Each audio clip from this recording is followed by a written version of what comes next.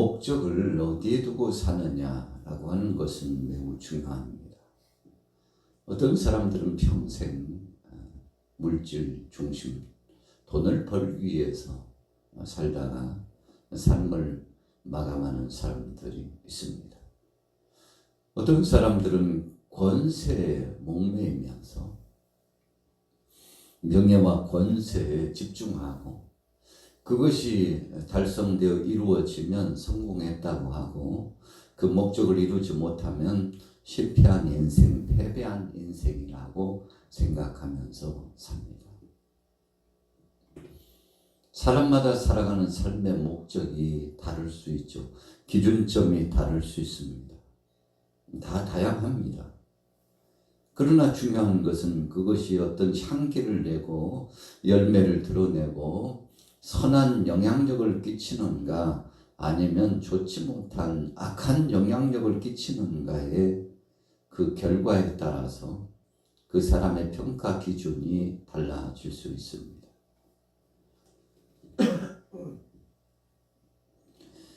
자, 우리는 그러면 무엇을 목적을 두고 살아갑니까?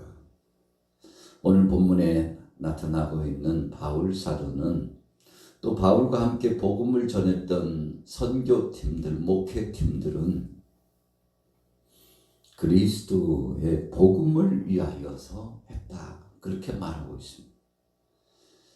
교회의 진정한 진정성은 바로 그거 아니겠습니까? 복음을 위하여 일하는 겁니다. 만약에 교회의 본질인 복음을 빼놓고 한다면 그것은 허상을 붙잡은 것이 되어서 좋지 못하죠. 아름답지 못합니다. 열매도 없습니다. 선한 영향력을 끼칠 수 없습니다. 왜 그런가요? 예수 그리스도가 중심이 되지 않았기 때문에 목적이 잘못되면, 방향이 잘못 설정되면 그 도착하는 지점, 그 결과가 달라질 수 있다는 것은 당연한 것입니다. 오늘 12절 말씀해 보세요. 내가 그리스도의 복음을 위하여 드로아에 이르매 주 안에서 문이 내게 열렸으되. 아주 중요한 의미 부여의 말씀입니다. 복음을 위해서 갔는데 주님 안에서 문이 열렸다고 했습니다. 여러분, 선한 목적을 두고 정말 하나님이 기쁘게 생각하실 일을 위해서 행하면 길이 열리는 겁니다. 예수님께서 주기도문을 통해서 기도를 알려주셨죠. 그 기도의 핵심은 하나님 아버지의 뜻대로 구하는 겁니다. 하나님 나라가 이루어지길 위해서 기도하는 겁니다. 일용할 양식을 주시기를 소원하고 기도하라고 했습니다. 그리고 용서하고 사랑하며 살되 하나님께서 우리를 용서하시고 사랑하신 것처럼 그렇게 하라고 했습니다. 하나님은 우리 인생들에게 무리수를 요구하지 않습니다. 우리에게 베풀어 주신 것만큼 살라고 말씀합니다. 그래서 하나님은 사랑이시죠. 어떤 사람들은 자기는 하지 않으면서 남을 시키는 사람이 있습니다. 나는 불편해하고 속상해하고 힘들어하고 이렇게 하면 안 된다고 생각하면서 다른 사람들에게 강압적으로 그 일을 행하도록 압박을 가하고 그리고 상대를 향하여서 강요를 진행하는 경우가 많은데 그러나 좋은 모습 아니죠. 내가 싫어하면 상대도 싫어한다는 것을 생각할 줄 아는 마음, 내가 힘들어하고 불편해하면 상대도 힘들어하고 불편할 수 있다는 것을 그냥 내 중심, 내 생각대로 사는 것이 아니라 상대 편의 입장에 서서 생각해보고 결정하는 그런 생각을 갖는 것이 중요하다는 겁니다. 자, 오늘 복음을 위해서 나갔더니 주님 안에서 문이 활짝 열렸어요. 좋은 일이 진행되는 거죠. 복음의 열매가 맺혀지고 있다는 것을 직감할 수 있는 겁니다. 자, 13절에 보세요. 그러나 그럼에도 불구하고 모든 것이 내 소원대로 되는 것은 아닙니다. 우리가 복음을 위하여서 사역을 진행해 나가도 또 주님 안에서 문이 열렸다 할지라도 어떤 때는 내 마음대로 되지 않는 일이 훨씬 많습니다. 이유는 뭘까요? 그 생각하는 바 목적이 하나님 뜻과 합당하지 않았기 때문에 그럴 수 있습니다. 또 다른 의미 부여는 하나님께서 정하신 때가 되지 않았기 때문에 그럴 수 있습니다. 오늘 13절에 내 형제 디도를 만나지 못했다. 이 선교팀들이 목회와 선교를 담당하는 바울 일행의 팀들이 조직적으로 사역을 진행했습니다. 그래서 이번 회차 이제 2차, 3차, 4차 선교 여행이 쭉 진행됐잖아요. 우리가 성경 지도를 통해서도 보면 바울 일행들이 선교가 어디에서 어떻게 진행됐는지 그 진행 상황이 지도로서 나타나고 있죠. 그래서 1차 전도여행, 2차 전도여행, 3차 전도여행 이렇게 나눕니다. 목적이 있어요. 우리 양마교회도 한 해의 목적이 있습니다. 주제를 설정해 놓고 목적을 두고 계속 사역을 진행합니다. 이유가 뭔가요? 하나님 앞에서 선한 목적을 두는 것입니다. 자, 그런데 이번에는 누구 씨를 만나고 누구 씨와 함께 연합하여 이제 방향을 설정하고 다른 곳으로 이동해 나가야 되는데 선교팀원 중에 함께 만나야 될 사람을 만나지 못했다는 겁니다. 자, 우리는 계획을 세우고 진행하지만 그러나 그 계획을 그 일을 진행하도록 하시고 성취하도록 역사하시는 분은 하나님이시라는 사실을 생각해야 하는 거죠. 때로는 목적을 두고 계획을 추진해 나가지만 그 목적대로 그 계획대로 이루어지지 않는 경우가 훨씬 더 많다는 거죠. 그래서 우리는 놀라는 겁니다. 야, 하나님이 하시는 목적과 뜻이 다르구나. 우리는 이런 사람들과 함께 사역을 진행하기를 원했지만 하나님은 엉뚱한 사람을 붙여줄 때가 많아요. 생각지도 못했는데 하나님께서 이 사람 저 사람을 우리 목회팀에 선교팀에 붙여주실 때가 있다는 겁니다. 자, 14절로 넘어가 보겠습니다. 14절 읽습니다. 시작. 항상 우리를 그리스도 안에서 이기게 하시고 우리로 말미암아 각 처에서 그리스도를 아는 냄새를 나타내시는 하나님께 감사하노라. 자, 그리스도 안에서 이기게 하시고 하나님의 주권을 말씀하고 있습니다. 그 다음에는 그리스도를 아는 냄새를 나타내 주셨다. 여러분 좀 문맥이 우리의 생각 바뀌잖아요. 그리스도를 아는 냄새를 나타내 주셨다. 하나님께서 그 결과를 좌지우지 하신다는 겁니다.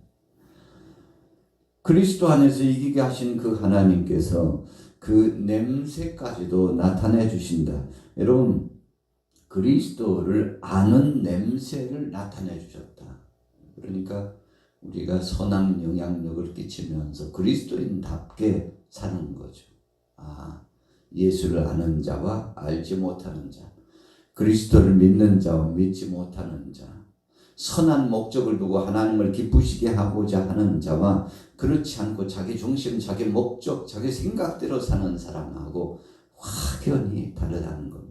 그 결과를 하나님께서 최종적으로 열매 맺도록 인도해 주셨다는 사실이 감사한 거죠. 여러분 그래서 하나님이 해 주셔야 된다. 그런 고백을 많이 하게 되는데 오늘 본문에 그리스도를 아는 냄새를 나타내 주시는 하나님. 여러분 성령님의 적극적인 도움을 우리가 생각할 수 있습니다.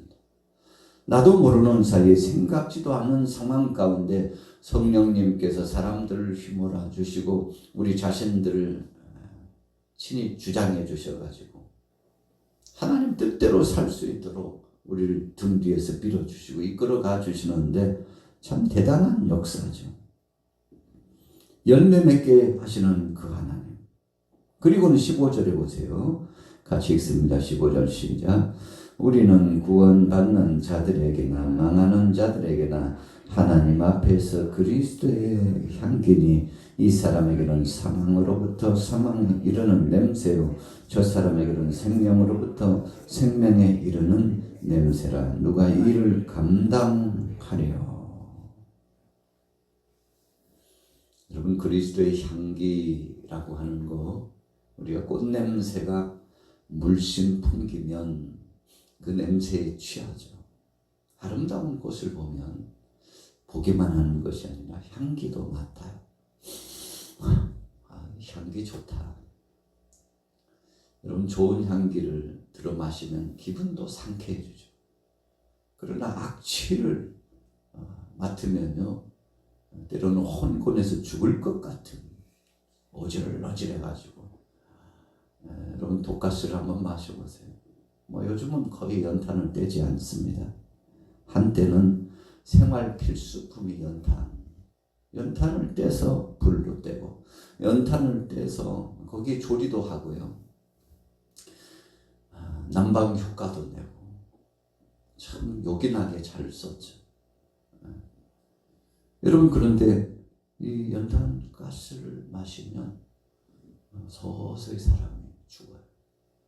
계속 들이마시면 나중에는 이 일산화탄소를 너무 많이 마시면 처음에는 그냥 고리띵한 정도지만 나중에는 그것에 중독돼가지고 혼곤해지고 정신을 잃고 호흡까지 정지되고 죽습니다. 그래서 우리가 시골에서는 일부러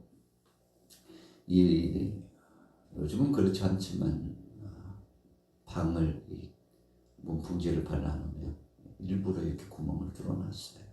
안전이죠. 위쪽이나 아래쪽에 일부러 몇 개의 구멍을 뚫어놓고 또 문을 살짝 조금 열어놓고 자고 안전장치를 했던 기억이 있습니다. 문을 좀 열어놓고 자라.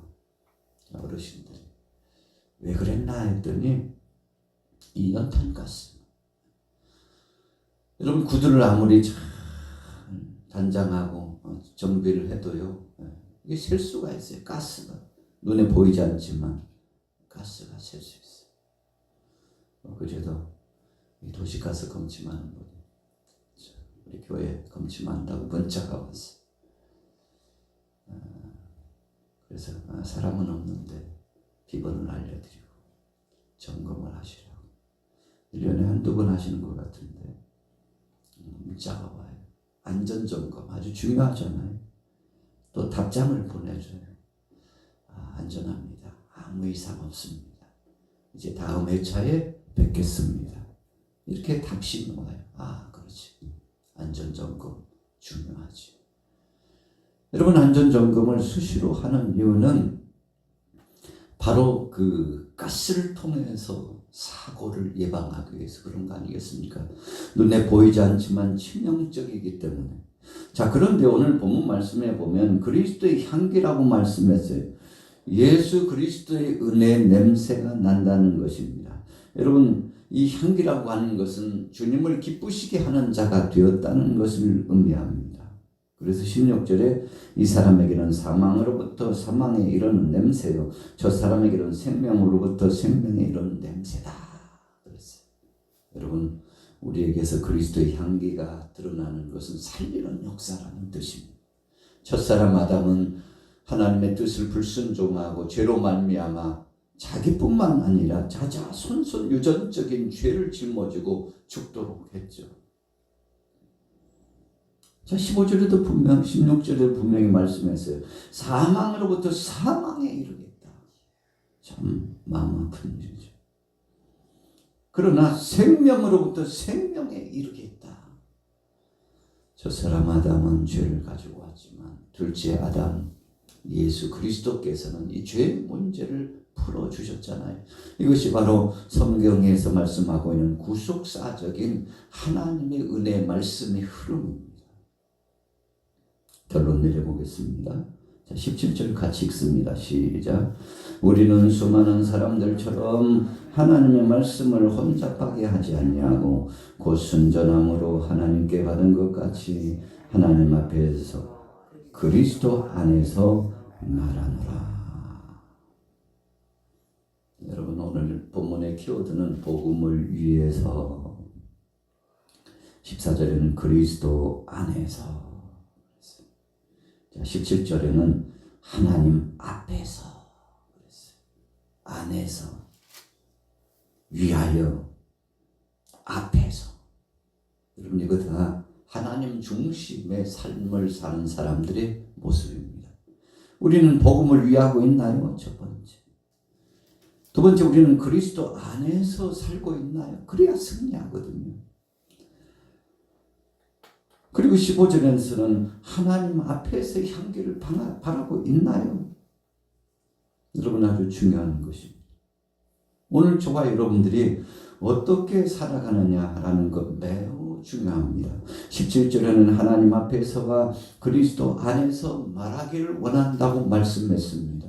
그래서 하나님 중심적인 삶을 살아가는 사람은 일어나도 하나님, 누워도 하나님, 일어나도 예수 그리스도, 누워도 예수 그리스도.